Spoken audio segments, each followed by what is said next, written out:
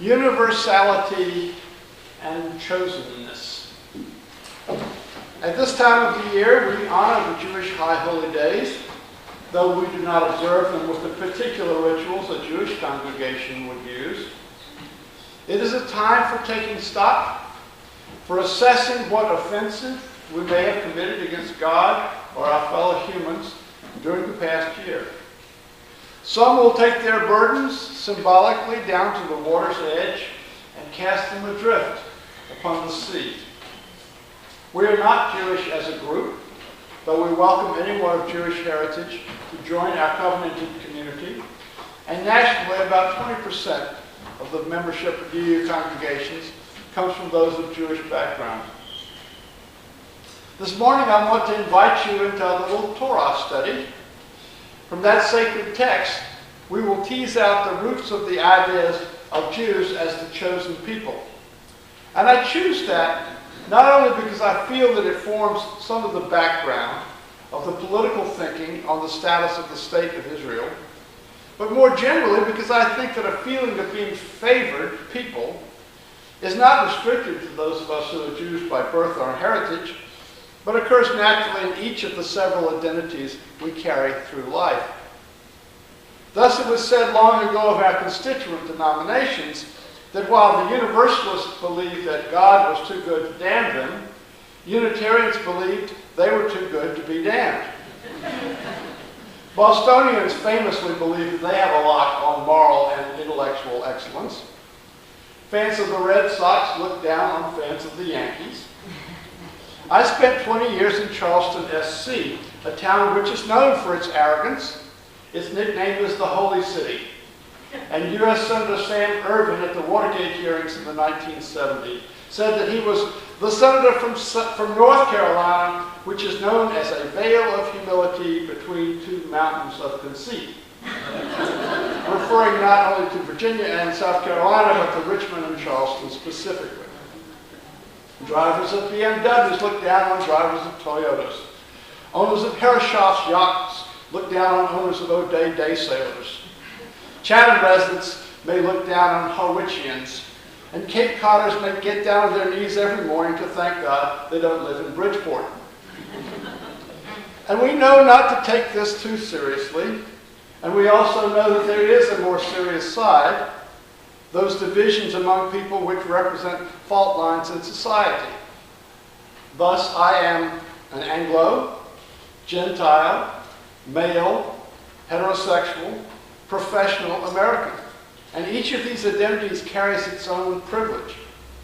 I'm conscious that as a liberal, I advocate equality and am committed to eradicating racism, sexism, anti-Semitism, homophobia, and class distinction in my own heart first, as well as in the world at large. But that I also have a tendency to subvert these aims by holding on to these privileges in a variety of subconscious ways. It is deep work and hard work to root out our habitual biases. What we know is that our professed ideal of universalism, that all are created equal, that all persons have inherent worth and dignity, is in an inherent tension with the deeply embedded habits of mind that whisper we are in some sense better than other people. George Orwell expressed it well in Animal Farm. All pigs are equal, but some are more equal than others. I don't have nearly the moral clarity on the actions of the state of Israel as do some of my progressive friends. I see good and bad on both sides, and when I try to sort out a bottom line, I get bogged down in the complexity and realize that I still don't know enough to make a judgment. I am alarmed at the escalation of military measures, the escalation of rhetoric, and at a concerted effort on the part of the defenders of Israeli policy to shut down debate. I think we are best served by a robust debate, though I am also alarmed at the anti-Semitism I see emerging in European protests against Israeli policies. It is not only wrong, but a dangerous error to equate the present policies of Israel with the interests of Jews worldwide. But what I want to talk about this morning is the idea of Jews as the chosen people. I don't know how much this has to do with actual issues, but I feel that it is in the background of some people's thinking. And more importantly, it is something that I know enough to talk about. It's a little like the wife who comes to her suburban home after dark to find her husband down by the street light on the corner looking intently through the grass. She asked him what he was looking for, and he said, "My keys." She said, "Where did you lose them?"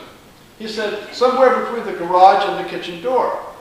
She said, "Well, why are you looking in the street?" He said, "Because the light is better down here." The roots of the idea of chosenness are right in the Torah. In the book of Genesis, God makes several covenants. After the flood, God makes a covenant with Noah that he never again will seek to destroy the entire human race. By the logic of the flood story, Noah is the ancestor of all the human race which came after the flood, so this covenant might be considered universal. The sign of this covenant was the rainbow. Then God makes several covenants with Abram, who is a seventh generation descendant of Noah. He calls Abram out from the city of Ur and brings him into Canaan, in what we might now call Palestine. In Genesis 15, God causes a deep sleep to come over Abram, and then promises him that his descendants shall be as numberless as the stars in the sky, and to them he gives all the land between the Nile and the Euphrates. The problem with this was that Abram's wife, Sarai, had borne him no children. And so Sarai proposes that she give Abram her Egyptian slave Hagar as a mistress. Hagar becomes pregnant, but then she becomes scornful of Sarai. Sarai complains to Abram, who tells her to deal with Hagar as she wished. So Sarai deals harshly with Hagar, who then runs away. God's angel then finds Hagar in the wilderness and tells her to return to her mistress and to submit to her, and as an incentive, the angel promises Hagar that her descendants would be multiplied so much that they could not be counted. Hagar goes back to Sarai and bears her son Ishmael, who is described as a wild ass of a man, at odds with all his kin. Nevertheless, Ishmael is considered the ancestor of the Arab people. And so Arabs have an ancestral covenant in Genesis to which they can point. Ishmael was born when Abram was 86 years old. When he was 99 years old, God visits him again and again promises to make his descendants a great nation.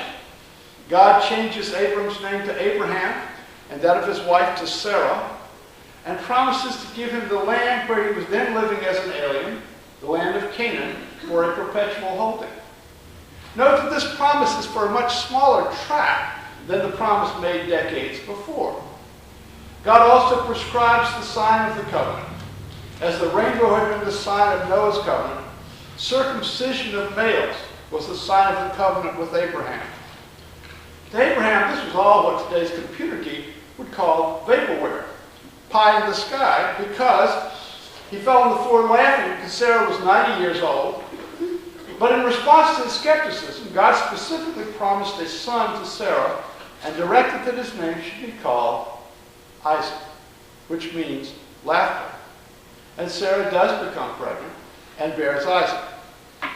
A few chapters later in Genesis, Isaac is grown into a boy, and God appears to Abraham and orders him to take Isaac to a specific place and sacrifice the boy to him. Abraham obeys with a heavy heart, and at the last minute the angel stays his hand and a ram is sacrificed instead. Immediately after Abraham has passed this loyalty test, God says, this is a quote, "I will indeed bless you, and I will make your offspring as numerous as the stars of heaven and as the sand that is on the seashore. And your offspring shall possess the gates of their enemies, and by your offspring shall all the nations of the earth gain blessing for themselves, because you have obeyed my voice." Unquote. Note that here God is promising a military victory, possess the gates of their enemies, and also a theological rationale for the whole covenant with Abraham, that through the blessing of his descendants, all nations on earth shall obtain blessing. So this is, in a way, the theological warrant for the chosenness. Through the Jews, the rest of the world will obtain blessing. Abraham begat Isaac, and Isaac begat Jacob and Esau, and after several more stories in Genesis, God renews with Jacob the covenant he made with Abraham, but changes Jacob's name to Israel. He promises that kings shall spring from him, and that he shall have the land that God gave to Abraham and Isaac. In the next generation after Israel, his descendants went down to Egypt and endured 400 years of slavery. Moses led them out and gave them the 10 Commandments and the other parts of the Jewish law, but then they wandered in Sinai for another 40 years. Under the Mosaic law, the children of Israel had to adhere to strict rules about diet and behavior that did not apply to their neighbors. At the head of one long list of do's and don'ts in chapter 14 of Deuteronomy, God explains why it is important that they observe these commands. Quote, "For you are a people holy to the Lord your God. It is you the Lord has chosen out of all the peoples on earth to be his people, his treasured possession." Unquote. It is not hard to imagine that this setup would give people living under it a strong sense of identity. The circumcision alone would do that, but the dietary restrictions and the other rules would further mark these ancient Jews off sharply from their pagan neighbors. However, the Hebrew Bible goes on to make clear that this choice by God did not ensure that the children of Israel would rule the earth. The Torah, the books of Moses, ends with the death of Moses before the Israelites entered the promised land.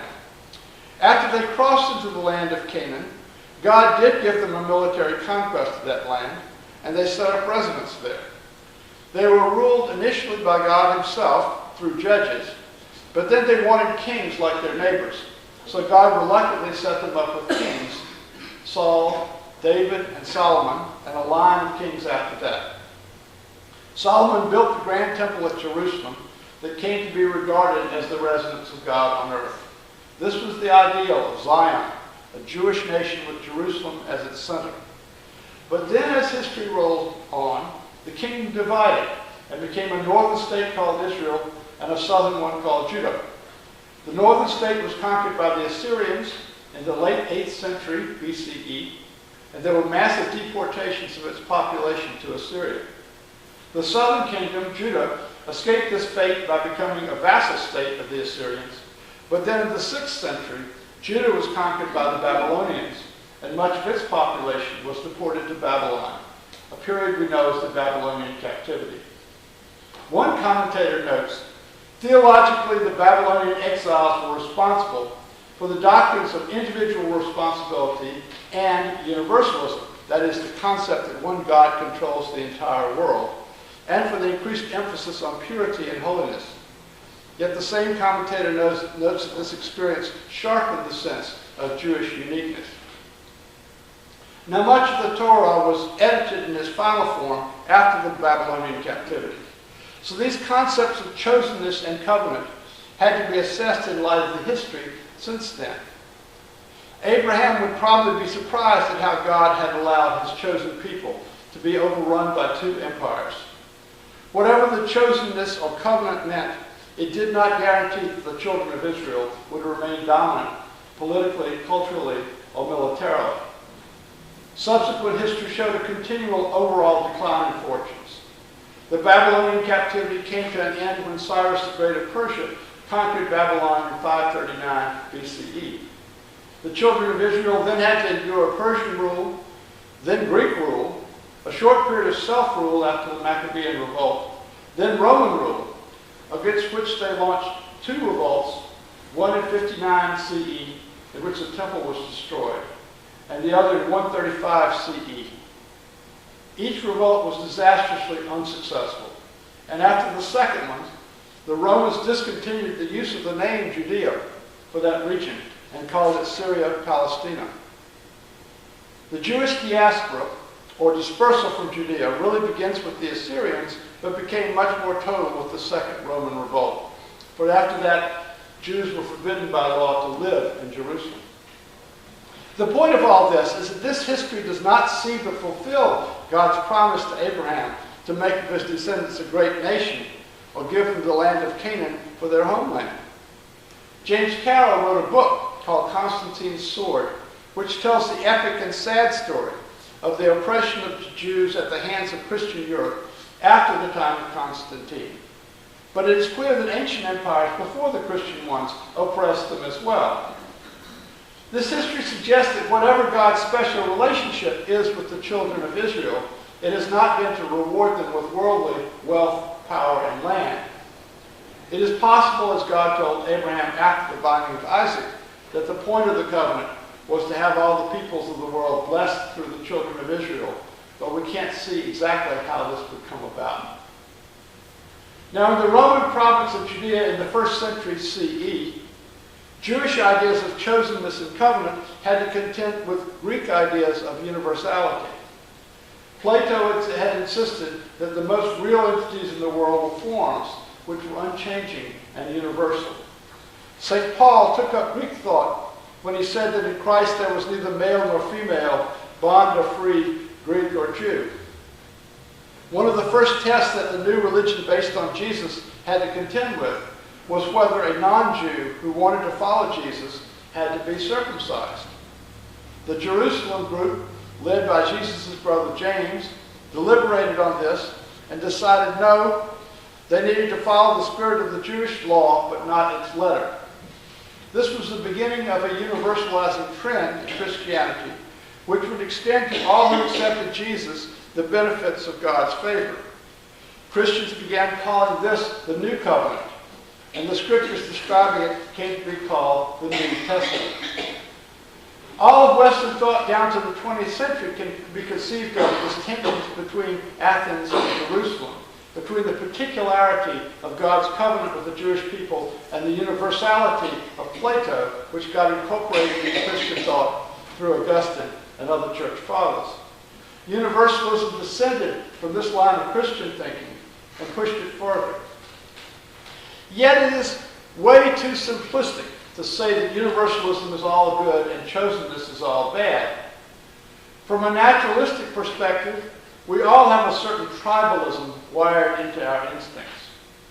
If I am acting in accord with Darwinian theory, I will throw myself on the hand grenade to save my brother, who shares most of my genes, and maybe my second cousin who shares some of them, but not a guy from the tribe on the other side of the mountain. An instinct to protect near relatives will be successful in perpetuating our genes. This is the genetic basis of tribalism and explains why tribes and clans, groups based on common ancestry, have been the building blocks of society through most of human history. We can see this instinct still at work today. We've evolved quite a bit from tribalism here in the West, and we have nation states and we have all kinds of other things to which we give our loyalty. But we can still see the tribalism at work in sports fans. Many people don't feel comfortable unless they have a team to root for. People move to a new area, they have to adopt a new team. The whole huge economic enterprise of professional sports is based on the tribal instinct. More sadly, we see this tribal instinct in the tendency to divide the world into us versus them. We do this particularly when we feel threatened. Some of us do it as a habit. When we say that everyone is a child of God and everyone has inherent worth and dignity, we're stating an ideal that is in many ways at odds with our own wiring. In this sense, it is unnatural to be a universalist. But I believe in my bones it is the way forward. It may take a lot of time to breed out the old tribal instincts, but we need to do it for survival of the species. Now, I've sketched out in broadest terms the ideas of covenant, chosenness, and universality. These are important theological concepts, and people will take hold of them in different ways. I'm not saying that all those who today defend the policies of the state of Israel do so because of a belief in the chosenness of the Jewish people. I'm saying that may be an ingredient in the thought processes. I suggest that there are two surprising things that you can take home for this Torah study, and they imply a third. First, the Arabs who descend from Ishmael are just as chosen from the Torah as the Jews who descend from Jacob. Second, God's covenant with Noah, whose sign is the rainbow we fly outside our building, extends to all humanity and precedes the one he made with Abraham, Isaac, and Jacob. Third, from these examples, we realize that we have the power to make and maintain covenants with each other through which the whole human race may come to know the power of love, and thus we can work for the day when all shall beat their swords into plowshares and their spears into pruning hooks, and everyone beneath their vine and fig tree shall live in peace and unafraid. Amen.